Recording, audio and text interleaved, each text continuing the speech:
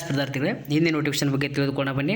ಹಿಂದೆ ನೋಟಿಫಿಕೇಶನ್ ಅಂದರೆ IDBIನಲ್ಲಿ ಖಾಲಿ ಇರುವ ವಿವಿಧ ರೀತಿ ನೇಮಕಾತಿಯನ್ನು ಕನ್ಫರ್ಮ್ ಆಗಿದ್ದು ನೋಡಿರಿ. ಅಪ್ಲಿಕೇಶನ್ ಈಗಾಗಲೇ ಪ್ರಾರಂಭ ಆಗಿದ್ದು ನೋಡಿರಿ. ಜುಲೈ 14, 2026ರಿಂದ ಜುಲೈ 26, 2026ವರೆಗೂ ನೀವು ಅಪ್ಲಿಕೇಶನ್ ಹಾಕಕ್ಕೆ ಅವಕಾಶವನ್ನು ಮಾಡಿಕೊಟ್ಟಿರ್ತಾರೆ ನೋಡಿರಿ. ಅಪ್ಲಿಕೇಶನ್ನ ಆನ್ಲೈನ್ ಮೂಲಕ ಹಾಕಬೇಕು. ಆದ್ದರಿಂದ ಅಫಿಷಿಯಲ್ ವೆಬ್ಸೈಟ್ಗೆ ಹೋಗಿ ನೀವು ನಿಮ್ಮ ಅಪ್ಲಿಕೇಶನನ್ನು ಹಾಕ್ಬೋದಾಗಿರ್ತದೆ. ಇನ್ನು ಎಜುಕೇಷನ್ ಕ್ವಾಲಿಫಿಕೇಷನ್ ಮತ್ತು ಪೋಸ್ಟ್ ಯಾವ ರೀತಿ ಖಾಲಿ ಇದಾವೆ ಮತ್ತು ಯಾವ ರೀತಿ ಅಪ್ಲಿಕೇಶನ್ ಹಾಕ್ಬೇಕಂತ ನೋಡೋಣ.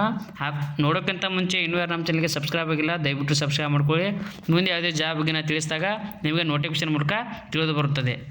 ನೋಡಿರಿ, ಮೊದಲನೇದಾಗಿ ಪೋಸ್ಟ್ ನೇಮ್ ಯಾವುದಿದೆ ಅಂದ್ರೆ ಆಡಿಟ್ ಇನ್ಫಾರ್ಮೇಷನ್ ಸಿಸ್ಟಮ್ನಲ್ಲಿ ಅಸಿಸ್ಟೆಂಟ್ ಜನರಲ್ ಹುದ್ದೆಗಳು 4 ಅದಾವೆ.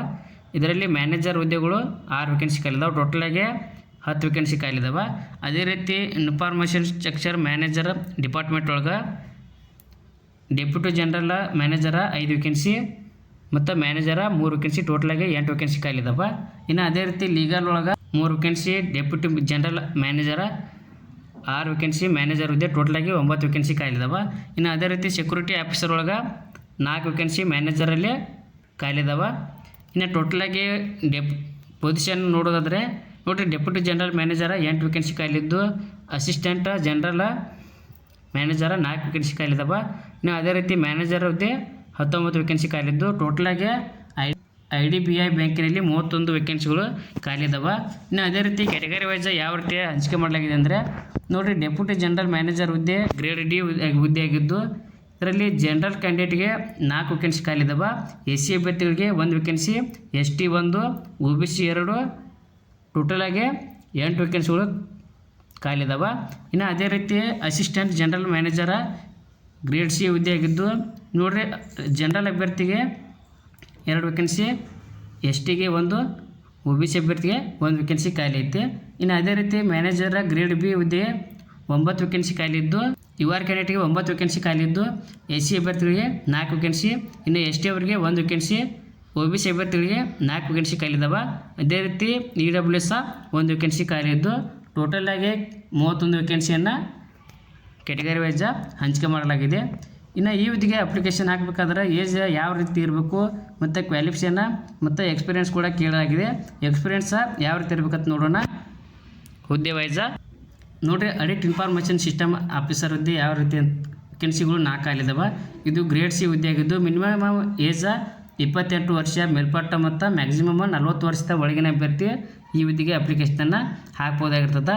ಇನ್ನು ಎಜುಕೇಷನ್ ಕ್ವಾಲಿಫಿಕೇಷನ್ ಬಗ್ಗೆ ನೋಡೋದಾದರೆ ನೋಡಿರಿ, ಅಭ್ಯರ್ಥಿಯು BTech ಅಥವಾ BA ಇನ್ಫಾರ್ಮೇಷನ್ ಟೆಕ್ನಾಲಜಿ ಆಗಿರ್ಬೋದು, ಅಥವಾ ಎಲೆಕ್ಟ್ರಿಷಿಯನ್ ಮತ್ತು ಕಮ್ಯುನಿಕೇಷನ್ ಸಾಫ್ಟ್ವೇರ್ ಇಂಜಿನಿಯರ್ ಆಗಿರ್ಬೋದು.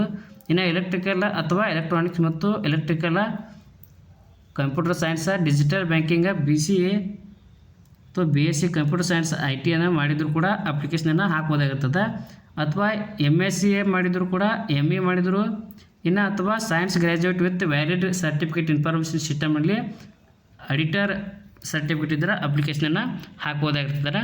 ಇನ್ನು ಈ ಹುದ್ದೆಗೆ ಅಪ್ಲಿಕೇಶನ್ ಹಾಕುವ ಅಭ್ಯರ್ಥಿಗಳಿಗೆ ವರ್ಕ್ ಎಕ್ಸ್ಪೀರಿಯೆನ್ಸ್ ಯಾವ ರೀತಿ ಇರಬೇಕಂದ್ರೆ ನೋಡಿರಿ, ಮಿನಿಮಮ್ 7 ವರ್ಷ ವರ್ಕ್ ಎಕ್ಸ್ಪೀರಿಯೆನ್ಸ್ ಇನ್ನು ಆಫೀಸರ್ ಅಥವಾ ಈಕ್ವಲೆಂಟ್ ಇನ್ನು BFSI ಅಥವಾ ITI information security consultancy of which 4 ವರ್ಷ ಆದರೂ ಶುಡ್ ಬಿ ಎಕ್ಸ್ಪೀರಿಯೆನ್ಸನ್ನು ಅಭ್ಯರ್ಥಿ ಆಡಿಟ್ ಒಳಗೆ ಅಥವಾ ಸೈಬರ್ ಸೆಕ್ಯೂರಿಟಿ ಆಡಿಟ್ ಒಳಗೆ ಹೊಂದಿರಬೇಕಾಗಿರ್ತದೆ. ಇನ್ನು ಅದೇ ರೀತಿ ನೋಡಿದರೆ 2ನೇ ಹುದ್ದೆ audit information system vacancy 6 ಗ್ರೇಡ B ಹುದ್ದೆ ಆಗಿದ್ದು, ಈ ಹುದ್ದೆಗೆ ಏಜ್ ಲಿಮಿಟ 25 ವರ್ಷದಿಂದ 35 ವರ್ಷದವರೆಗೂ ಅಪ್ಲಿಕೇಶನನ್ನು ಹಾಕೋಕ್ಕೆ ಅವಕಾಶವಿರ್ತದೆ. ಇನ್ನು ಅದೇ ರೀತಿ BTechನ ಎಜುಕೇಷನ್ ಕ್ವಾಲಿಫಿಕೇಷನ್ BTech ಆಗಿರ್ಬೋದು, BE ಇನ್ನು ಅಥವಾ MSc ಆಗಿರ್ಬೋದು, ಕಂಪ್ಯೂಟರ್ ಸೈನ್ಸ್ IT ಅಥವಾ ಕಂಪ್ಯೂಟರ್ ಸೈನ್ಸ, ಇನ್ನು ಅಥವಾ ಸೈನ್ಸ್ ಗ್ರ್ಯಾಜುಯೇಟಿನ ವ್ಯಾಲಿಡ್ ಸರ್ಟಿಫಿಕೇಟ್ ಸೇಮ್ ಆಗಿರ್ತದೆ ಕ್ವಾಲಿಫಿಕೇಷನ್. ಇದು ಎಕ್ಸ್ಪೀರಿಯೆನ್ಸ್ ಕೂಡ ಬೇರೆ ಆಗಿದೆ ನೋಡಿರಿ.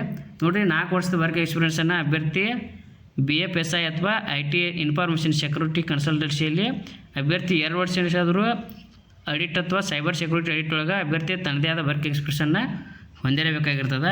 ಆದ್ದರಿಂದ 3ನೇ ವೇಕೆನ್ಸಿ ಬಗ್ಗೆ ನೋಡೋದಾದರೆ ನೋಡಿರಿ, ಇನ್ಫ್ರಾಸ್ಟ್ರಕ್ಚರ್ ಮ್ಯಾನೇಜ್ಮೆಂಟ್ ಡಿಪಾರ್ಟ್ಮೆಂಟ್ IMD, ಇದರಲ್ಲಿ 5 ವೇಕೆನ್ಸಿ ಖಾಲಿದ್ದು, ಗ್ರೇಡ D ಹುದ್ದೆ ಆಗಿದ್ದು ನೋಡಿರಿ. ಏಜ್ ಲಿಮಿಟ್ ಯಾವ ರೀತಿ ಐತಂದ್ರೆ ಈ ಹುದ್ದೆಗೆ ಅಭ್ಯರ್ಥಿಯ ವಯಸ್ಸು 35ರಿಂದ 45 ವರ್ಷದ ಒಳಗಿನ ಅಭ್ಯರ್ಥಿ ಆಗಿರಬೇಕು. ಅದೇ ರೀತಿ BTech ಅಥವಾ BE ಇನ್ ಸಿವಿಲ್, ಎಲೆಕ್ಟ್ರಿಕಲ್ ಅಥವಾ ಇಂಜಿನಿಯರಿಂಗ್, ಎಲೆಕ್ಟ್ರಿಕಲ್ ಮತ್ತು ಎಲೆಕ್ಟ್ರಾನಿಕ್ಸ್ ಡಬಲ್ ಸ್ಪೆಷಲ್ ವೇರಿನ one of the specialise should be civil ಅಥವಾ ಎಲೆಕ್ಟ್ರಿಕಲ್ ಇಂಜಿನಿಯರ್ ಮಾಡಿದ್ರೆ ಅಪ್ಲಿಕೇಶನನ್ನು ಹಾಕ್ಬೋದಾಗುತ್ತೆ. ವರ್ಕ್ ಎಕ್ಸ್ಪೀರಿಯನ್ಸ್ ಬಗ್ಗೆ ನೋಡೋದಾದರೆ ಅಭ್ಯರ್ಥಿಯು ವರ್ಕ್ ಎಕ್ಸ್ಪೀರಿಯನ್ಸ 10 ವರ್ಷ ಆಗಿರಬೇಕಾಗಿರ್ತದೆ ಅಥವಾ 7 ವರ್ಷ ಆದರೂ ವರ್ಕ್ ಎಕ್ಸ್ಪೀರಿಯನ್ಸನ್ನು ಹೊಂದಿರಬೇಕಾಗಿರ್ತದೆ. ಇನ್ನು 4ನೇದು ನೋಡಿರಿ, ಇದರಲ್ಲಿ 3 ವೇಕೆನ್ಸಿಗಳಿದ್ದು ಗ್ರೇಡ್ ಬಿ ಹುದ್ದೆ ಮಿನಿಮಮ್ 25ರಿಂದ 35 ವರ್ಷದ ಒಳಗಿನ ಅಭ್ಯರ್ಥಿ ಅಪ್ಲಿಕೇಶನ್ ಹಾಕಬೇಕಾಗಿದ್ದು. ಇನ್ನು ಇದಕ್ಕೆ ಕ್ವಾಲಿಫಿಕೇಷನ್ ಸೇಮ್ ಆಗಿರ್ತದೆ. BTech ಅಥವಾ BN ಸಿವಿಲ್ ಎಲೆಕ್ಟ್ರಿಕಲ್ ಇಂಜಿನಿಯರನ್ನು ಮುಗಿಸಿದ ಅಭ್ಯರ್ಥಿ ಮಿನಿಮಮ್ 4 ವರ್ಷ ವರ್ಕ್ ಎಕ್ಸ್ಪೀರಿಯನ್ಸನ್ನು ಹೊಂದಿದ್ದು ಅಥವಾ 2 ವರ್ಷ ಎಕ್ಸ್ಪೀರಿಯನ್ಸನ್ನು ಸಿವಿಲ್ ಎಲೆಕ್ಟ್ರಿಕಲ್ ಅಥವಾ ವೇರಿಯಸ್ ಇಂಜಿನಿಯರಿಂಗ್ ಆ್ಯಕ್ಟಿವಿಟೀಸಲ್ಲಿ ಹೊಂದಿದ್ರೆ ಅಭ್ಯರ್ಥಿಯು ಈ ಹುದ್ದೆಗೆ ಅಪ್ಲಿಕೇಶನನ್ನು ಹಾಕ್ಬೋದಾಗಿರ್ತದೆ. ಇನ್ನು 5ನೇದು ನೋಡಿರಿ, ಲೀಗಲ್ ಅಂತೇಳಿ ಇದರಲ್ಲಿ 3 ವೇಕೆನ್ಸಿ ಖಾಲಿದ್ದು ಗ್ರೇಡ ಡಿ ಹುದ್ದೆ ಆಗಿರ್ತದೆ. ಇನ್ನು ಮಿನಿಮಮ್ ಏಜ್ ಆದ್ರಾಗ 35ರಿಂದ 45 ವರ್ಷನ ಇದ್ದ ಅಭ್ಯರ್ಥಿ ಅಪ್ಲಿಕೇಶನ್ ಹಾಕಬೇಕಾಗಿರ್ತದೆ. ಇನ್ನು ಅಭ್ಯರ್ಥಿ ಎಜುಕೇಷನ್ ಕ್ವಾಲಿಫಿಕೇಷನ್ ಬಗ್ಗೆ ನೋಡೋದಾದರೆ ಅಭ್ಯರ್ಥಿಯು graduation in law from any university recognised by government of India in regular bodies ಒಳಗೆ ಎಜುಕೇಷನ್ ಮುಗಿಸಿದ್ದು ಅಭ್ಯರ್ಥಿ 10 ವರ್ಷ ಎಕ್ಸ್ಪೀರಿಯನ್ಸನ್ನು ಹೊಂದಿರಬೇಕು ಅಥವಾ 7 ವರ್ಷ ಆದರೂ ಬ್ಯಾಂಕಿಂಗ್ ಅಥವಾ ಫೈನಾನ್ಷಿಯಲ್ ಸರ್ವಿಸ್ನಲ್ಲಿ ಅಭ್ಯರ್ಥಿ ತನ್ನದೇ ಆದ ವರ್ಕ್ ಎಕ್ಸ್ಪೀರಿಯನ್ಸನ್ನು ಹೊಂದಿರಬೇಕಾಗಿರ್ತದೆ. ಇನ್ನು ಅದೇ ರೀತಿ 6ನೇದು ನೋಡಿರಿ, 6ರಲ್ಲಿ 6 ವೇಕೆನ್ಸಿ ಖಾಲಿದ್ದಾವೆ. ಗ್ರೇಡ ಬಿ ಹುದ್ದೆ ಆಗಿದ್ದು ಮಿನಿಮಮ್ ಏಜ್ ಬಂದುಬಿಟ್ಟು 25 ವರ್ಷದಿಂದ 35 ವರ್ಷವರೆಗೂ ಏಜ್ ಇದ್ದ ಅಭ್ಯರ್ಥಿ ಅಪ್ಲಿಕೇಶನನ್ನು ಹಾಕ್ಬೋದಾಗಿರ್ತದೆ. ಇನ್ನು ಅಭ್ಯರ್ಥಿ graduation in law from any university recognised by government of India it's regulatory bodies ಅಂತ ಅಭ್ಯರ್ಥಿ ಗ್ರ್ಯಾಜುಯೇಷನನ್ನು ಲಾ ಅಲ್ಲಿ ಮುಗಿಸಿರಬೇಕಾಗಿರ್ತದೆ. ಏಜ್ ಇನ್ನು ಎಕ್ಸ್ಪೀರಿಯನ್ಸ್ ಬಗ್ಗೆ ನೋಡೋದಾದರೆ 4 ವರ್ಷದ ವರ್ಕ್ ಎಕ್ಸ್ಪೀರಿಯನ್ಸ ಅಭ್ಯರ್ಥಿಯನ್ನು ಹೊಂದಿರಬೇಕಾಗಿರ್ತದೆ. ಇನ್ನು ನೋಡಿರಿ, ಕೊನೆಯದಾಗಿ 4 ವೇಕೆನ್ಸಿ ಗ್ರೂಪ್ ಗ್ರೇಡ್ ಬಿ ಹುದ್ದೆ ಆಗಿದ್ದು ಮಿನಿಮಮ್ 25 ವರ್ಷದಿಂದ 35 ವರ್ಷದ ಒಳಗಿನ ಅಭ್ಯರ್ಥಿ ಈ ಹುದ್ದೆಗೆ ಅಪ್ಲಿಕೇಶನ್ ಹಾಕಿದ್ದು graduate in any discipline from university ಅಂದರೆ ಯಾವುದಾದ್ರೂ ಪದವಿಯನ್ನು ಮುಗಿಸಿದ್ರೆ ಅಭ್ಯರ್ಥಿ ಈ ಹುದ್ದೆಗೆ ಅಪ್ಲಿಕೇಶನನ್ನು ಹಾಕ್ಬೋದಾಗಿರ್ತದೆ. ಇನ್ನು ವರ್ಕ್ ಎಕ್ಸ್ಪೀರಿಯನ್ಸ 4 ವರ್ಷದ ವರ್ಕ್ ಎಕ್ಸ್ಪೀರಿಯನ್ಸನ್ನು ಹೊಂದಿರಬೇಕಾಗಿರ್ತದೆ. ಅಭ್ಯರ್ಥಿ ವರ್ಕ್ ಎಕ್ಸ್ಪೀರಿಯನ್ಸ್ ಹೊಂದಿದ್ರೆ ಈ ಹುದ್ದೆಗೆ ಅಪ್ಲಿಕೇಶನನ್ನು ಹಾಕ್ಬೋದಾಗಿರ್ತದೆ. ಎಲ್ಲ ಹುದ್ದೆಗಳಿಗೂ ವರ್ಕ್ ಎಕ್ಸ್ಪೀರಿಯನ್ಸ ಕಡ್ಡಾಯವಾಗಿರ್ತದೆ. ಇನ್ನು ಪೋಸ್ಟ್ಗಳ ತಕ್ಕಂತೆ ಯಾವ ರೀತಿ ಸ್ಯಾಲ್ರಿ ಐತಂದ್ರೆ ನೋಡಿರಿ, ಮೊದಲೇದಾಗಿ ಡೆಪ್ಯೂಟಿ ಜನರಲ್ ಮ್ಯಾನೇಜರ ಗ್ರೂಪ್ ಡಿ ಹುದ್ದೆಗೆ 1,02,300ರಿಂದ 2,04,000ವರೆಗೂ ಸ್ಯಾಲ್ರಿ ಸಿಗ್ಬೋದು. ಇನ್ನು assistant general manager grade C ಹುದ್ದೆಗೆ 85,920ರಿಂದ 1,69,000 ಪರ್ ಮಂತ್ ಸ್ಯಾಲ್ರಿ ಸಿಗ್ಬೋದು. ಅದೇ ರೀತಿ ಮ್ಯಾನೇಜರ ಹುದ್ದೆ ಗ್ರೇಡ್ ಬಿ ಹುದ್ದೆ ಆಗಿದ್ದು ಇದರಲ್ಲಿ 64,820ರಿಂದ 1,29,000ವರೆಗೂ ಪರ್ ಮಂತ್ ಸ್ಯಾಲ್ರಿ ಸಿಗ್ಬೋದಾಗಿರ್ತದೆ. ಇನ್ನು ಈ ಹುದ್ದೆಗೆ ಅಪ್ಲಿಕೇಶನ್ ಹಾಕಬೇಕಂದ್ರೆ ಅಪ್ಲಿಕೇಶನ್ ಫೀ ಯಾವ ರೀತಿ ಇರುತ್ತಂದ್ರೆ ಕ್ಯಾಟಗರಿ ವೈಸ ನೋಡಿರಿ, ನೀವು SC ST PWBD ಕ್ಯಾಂಡಿಡೇಟ್ ಆಗಿದ್ರೆ ನಿಮ್ಗೆ 250 ರೂಪಾಯಿ ಅಪ್ಲಿಕೇಶನ್ ಫೀ ಆಗಿರ್ತದೆ. ಅದೇ ರೀತಿ ಜನರಲ್ EWS ಅಥವಾ OBC ಅಭ್ಯರ್ಥಿಗಳಾಗಿದ್ದರೆ 1,050 ರೂಪಾಯಿ ಅಪ್ಲಿಕೇಶನ್ ಫೀ ಆಗಿರ್ತದೆ. ಇದರ ಅಪ್ಲಿಕೇಶನ್ ಫೀಯನ್ನು ನೀವು ಓನ್ಲಿ ಆನ್ಲೈನ್ ಮೂಲಕ ಪೇಡ್ ಮಾಡಬೇಕು ಅಂತೇಳಿ ಹೇಳ್ಯಾರ. ನೋಡಿರಿ, ಇನ್ನು ಯಾವ ರೀತಿ ಅಪ್ಲಿಕೇಶನ್ ಹಾಕ್ಬೇಕಂದ್ರೆ ನೋಡಿರಿ, ಅಫಿಷಿಯಲ್ ವೆಬ್ಸೈಟ್ ಆದ www.idbi.banking ಅಪ್ಲಿಕೇಶನನ್ನು ಹಾಕುವುದಾಗಿರ್ತದೆ.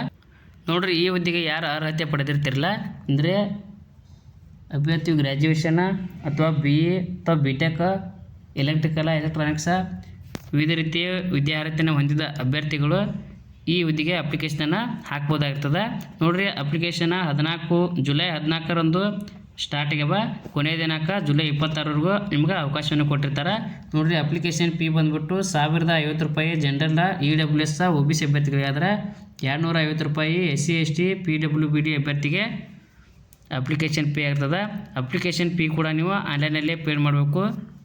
Thank you. ಇನ್ನೂ ಯಾರು ನಮ್ಮ ಚಾನಲ್ಗೆ ಸಬ್ಸ್ಕ್ರೈಬ್ ಆಗಿಲ್ಲ ದಯವಿಟ್ಟು ಸಬ್ಸ್ಕ್ರೈಬ್ ಮಾಡ್ಕೊಳ್ಳಿ. ಮುಂದೆ ಯಾವುದೇ ಜಾಬ್ಗೆ ನಾನು ತಿಳಿಸಿದಾಗ ನಿಮಗೆ ನೋಟಿಫಿಕೇಶನ್ ಮೂಲಕ ತಿಳಿದು ಬರುತ್ತದೆ. ನೋಡಿರಿ, ಡಿಸ್ಕ್ರಿಪ್ಷನ್ ಲಿಂಕ್ನಲ್ಲಿ ನನ್ನ ಟೆಲಿಗ್ರಾಮ್ ಚಾನಲ್ನ ಲಿಂಕ್ ಹಾಕಿರ್ತೀನಿ. ಅಲ್ಲಿ ಲಿಂಕನ್ನು ಕ್ಲಿಕ್ ಮಾಡೋದ್ರ ಮೂಲಕ ಟೆಲಿಗ್ರಾಮ್ ಗ್ರೂಪ್ಗೆ ಜಾಯ್ನ್ ಆಗ್ಬೋದು. Thank you.